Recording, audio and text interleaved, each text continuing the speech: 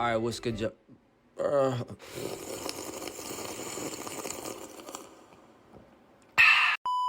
what's good, y'all? This is my first mic'd up video. Depending on how this one does, I might do some more, you know, you never know. But yeah, in this video, I don't know if you read by the title, but I'm breaking down this Anarchy beat that I made. It's like a Destroy Lonely, like hard rock, you know, like ambient, grungy guitar type beat, and it kind of blew up. I made a short about it probably like one to 2 months ago.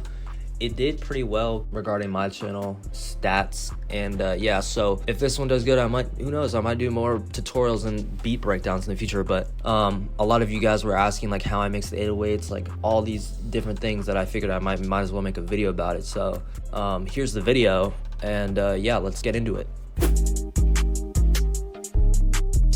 Alright, so starting off with the melody, y'all are probably pretty mad when you open this video and you saw that it was a fucking loop, but what can I say? You know, I was feeling kind of lazy when I made this, and I was also I was out in Canada while I was making this, so you know how it is up by the border, eh? Yeah, and this is completely not my melody making process. Usually I try to come up with it in my head, but you know, they're just so long and hard to pause. It's just quite an inconvenience sometimes, so you know, I just try to sneak in loops when I can. Something about being in a different place, didn't want to make a fucking melody, but anywho, we're gonna get into it anyways. This was a loop, but I did chop it up. As you can see, there's a lot of chopped sections, and that's because I didn't like how the original guitar, one of the leads, sounded like. I basically chopped it up because I wanted it to sound kind of like, you know, Dom Corleo-y, kind of like gross beat, like all that. So yeah, I'm gonna play it first just to show you what it sounds like.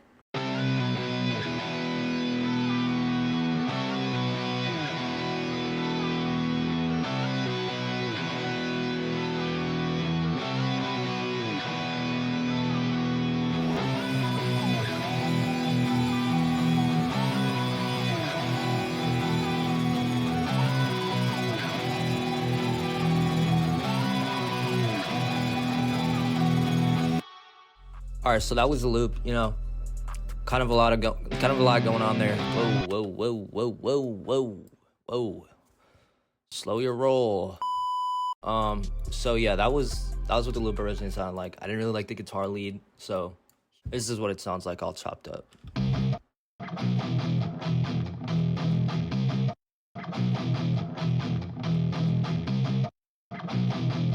These are like the bass notes, but this is the part I chopped up because I thought it sounded kind of whack.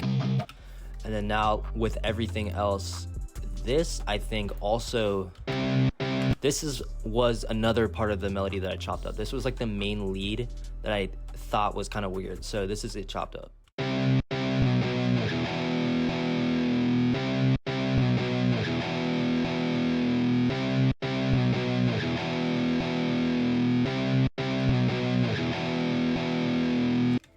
And obviously I exported this because I use gross beat. You know, I'm broke, so I'm not paying for that shit. So yeah, I exported that, you know, put everything together, and then now I just have this entire melody that I can use. All right, so starting off with the 808s, this is a pretty basic pattern. There's not really much going on here, but I apologize if it's hella distorted. It's hard to tell on my end, but I'm sure when I edit this video, I'll lower it for you guys. But this is like a pretty simple pattern here. I don't have much going on, but it's really just it almost follows the same beat the whole time. But this is what it sounds like just by itself.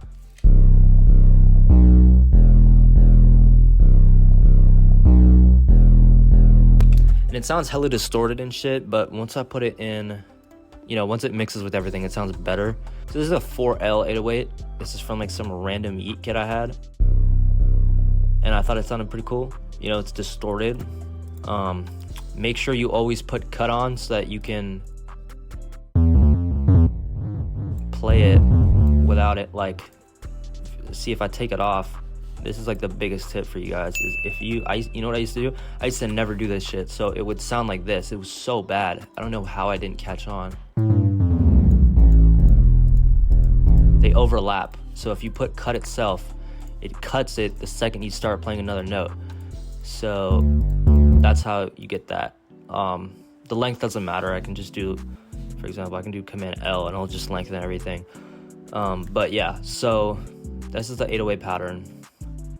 I put the volume up 96%. I thought it was kind of quiet. And I also went into the mixer and I put a Fruity Soft Clipper on it. And this is another good 808 mixing tip is, I mean, this is really simple, but I turn the thresh all the way up, and then I put this thing up and I just keep playing it until the highest point is below here. But because this is more of a distorted beat, I put it above this line. Now that means that it's going to be distorted, and obviously on the master I do have another soft clipper. That's why it doesn't go over right here, as you can see. So that's just what creates the distortion. Yeah, that's basically it. There's nothing much else to it other than, you know, just making sure it's not too distorted, but putting a soft clipper in there to make it, you know, a little bit more distorted. And yeah, so let's move on to the hi-hats. All right, so moving on to the hi-hats, we got snares next, but whatever. Let's do hi-hats. Very basic pattern, not much going on here. We have rolls every, like, I don't even know what the fuck you call this, every like half a bar area thing here. Probably made no sense, but yeah, I'm just gonna play this real quick and just show you guys how it sounds.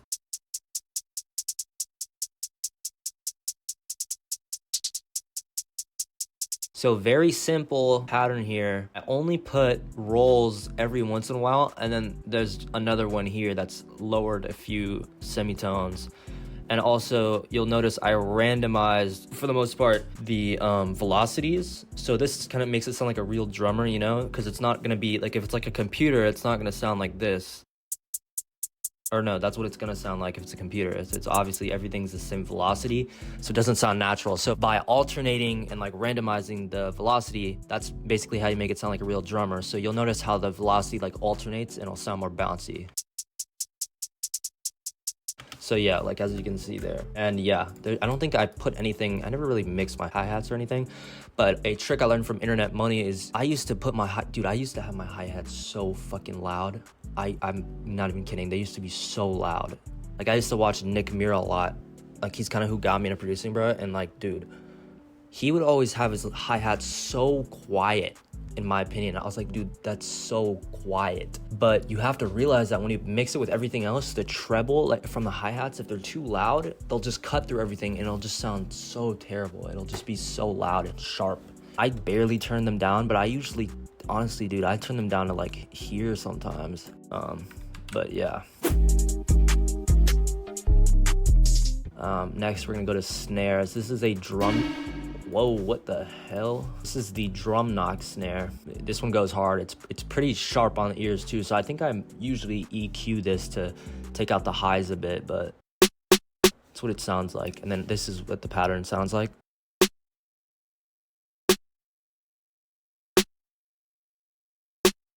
You know, very basic pattern, almost sounds like a clap pattern, but it goes after each clap, I think. Or no, there's no claps. What am I thinking? This is the snare. Because this is a hard rock type beat, I'm not using any claps. I'm using this like distorted, you know, grungy snare. So this goes with the hi-hats, obviously. So this is what they sound like together.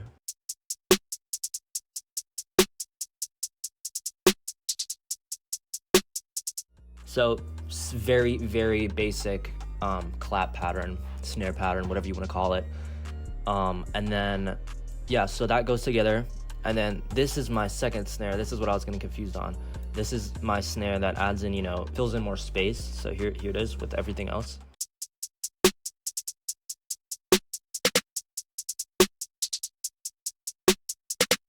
So it just adds a little bit of, you know, stuff at the end to fill in that little space. Hardcore Can fans will recognize this snare. This is like, I think it's in Fent by Can.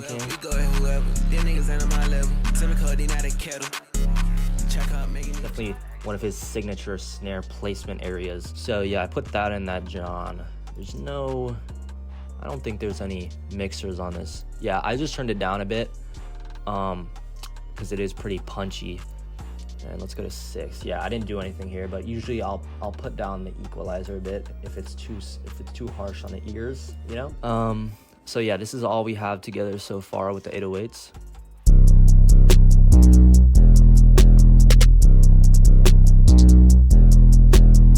And you'll notice that the 808s make the snare, for example, and everything else more distorted, but that's really what I'm trying to go for here. That's why I made if we'll go back to the mixer, that's why I made it go.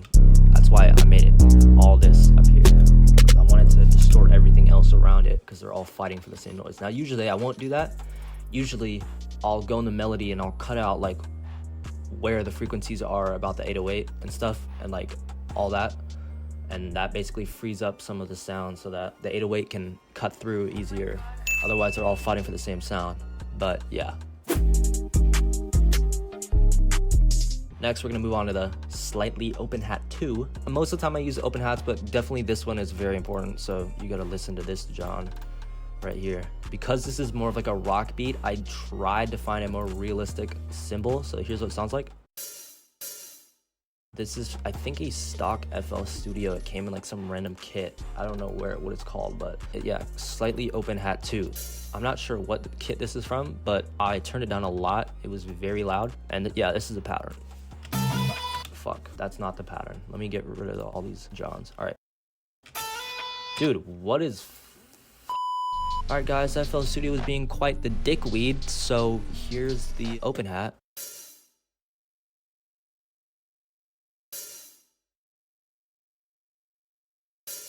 So kind of a weird pattern. Obviously, there's no context melodically, but it goes with this other one. This is another open hat from this ambient kit. This is more of like a hip hop, you know, traditional hip hop. It's obviously a computer sound. It's not real. This is another one. This is the one that came from, I think this slightly open hat came from a kit that I downloaded. This one is like, actually, yeah, see, hat open. I think this is from like FL Studio. So this one is obviously more realistic as well, and this is more of like there's more cymbals in here, obviously. Let's just give this a listen with all the cymbals.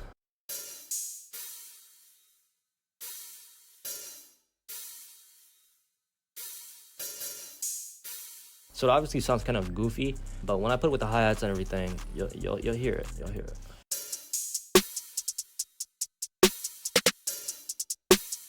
Now, the biggest thing in making these like hard rock type beats is you want to put multiple cymbals. You don't want it to be like, oh, you put one at the beginning, like normal beats, like you'll put one here, you'll put like one here. You want it to constantly be hitting cymbals because that's, you know, what they'll do in like bands and shit. You know, they'll do all that.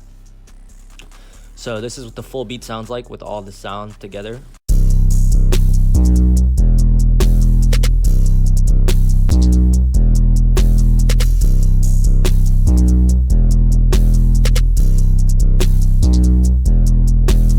So obviously the open hats make it sound super realistic, you know? The hi-hats are fake, all this is fake. Not fake, but they're, you know, they're computer samples, so they're not real drums. But yeah, so it's like a good mixture between, you know, like actual real sounding drums and then like hip-hop drums. So yeah, that's the beat. You're probably wondering what these little orange things here are. This is a riser from Bastard Can Rise. This is a kit I downloaded. You can probably look it up. But yeah, this is the riser I'm using. It's like a cymbal. And it pans from the left to the right.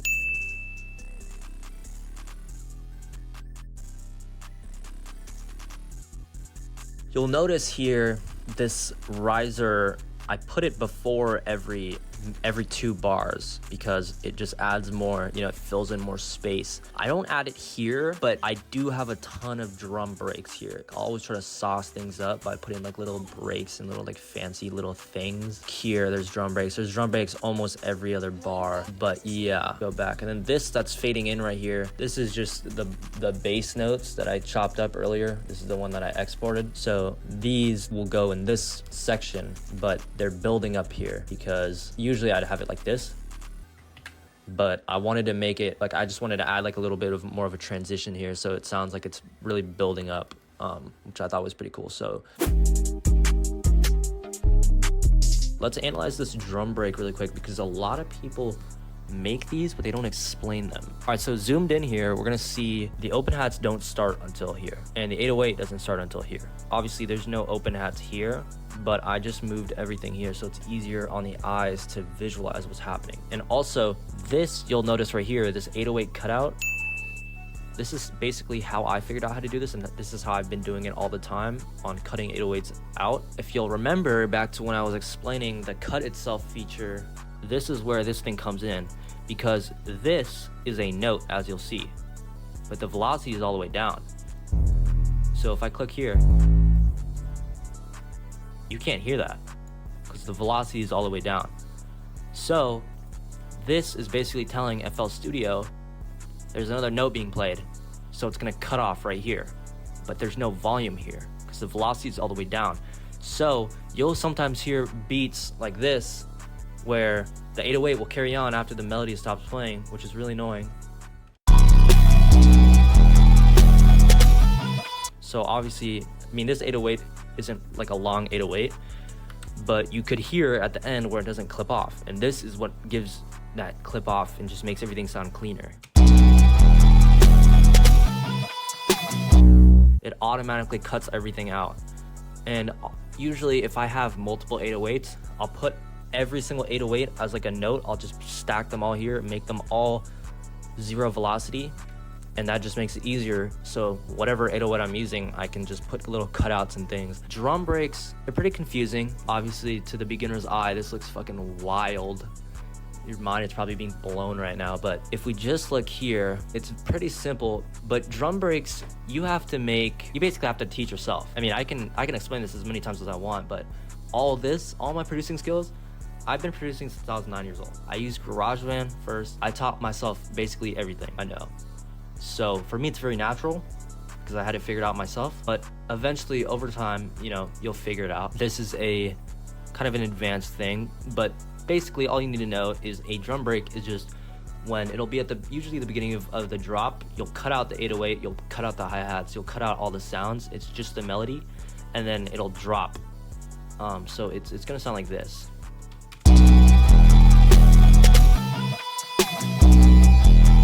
And it just adds a little bit of variation so it's not so repetitive. That's the main use of them. Obviously, if you get in a studio with a rapper, you know, they'll be able to tell you like where they want shit to cut out, because then they can, like, you know, you guys have all heard songs where the beat will cut out and they'll say something and then the melody will. Yeah, so that's just basic stuff. I always put that there just because I think it sounds cool and it, you know, makes it less repetitive. I think that's it basically. However, the end, if we zoom out here again, wrong way. I'm holding a phone in my hand as I'm doing this. This formatting continues. It's just 4 parts with the 808, and then 1 section with just drums with no 808, so like all the hi-hats and stuff. And then we have another riser here, and then we go back up to here. So this is literally just copied and pasted from right here. And then you go into another chorus, and then I always like to leave 2 sections here of 4 bars where I basically, sometimes I use the 808, sometimes I don't, but this is just where it fades out and it kind of gives you, you know, like the end of the song, like it gets quieter, and like things like here I have a flanger, so the flanger will just go up and it'll get kind of crazy. And there's obviously more drum breaks here, but this is just kind of like the last part, you know, where the artist is like usually sometimes not rapping, or they're, you know, like using ad-libs here. So this is what this sounds like.